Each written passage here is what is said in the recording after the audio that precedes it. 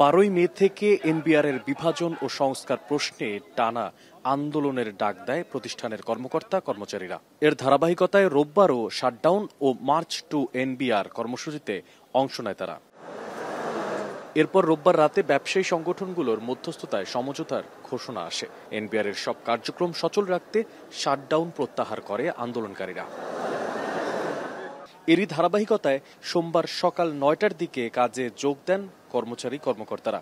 দীর্ঘ অপেক্ষার পর এনবিআরের স্বাভাবিক কার্যক্রম শুরু হয়। দেশের স্বার্থ যেখানে জড়িত সেখানে একটু আমাদের মধ্যেও তো হীনমন্যতা কাজ করেছে যে আসলে কি হয় না হয়।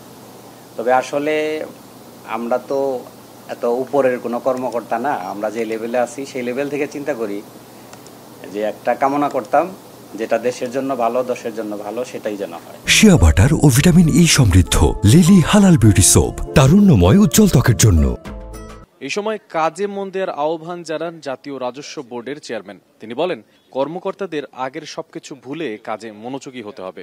আজকে আমাদের সারা দেশের সবগুলো দপ্তর সংস্থাই সকাল থেকেই কাজ করছে, সম্পূর্ণ উপস্থিতি আছে। আমাদের যে কর্ম তৎপরতা যথারীতি আগে যেভাবে ছিল সেভাবে চলবে।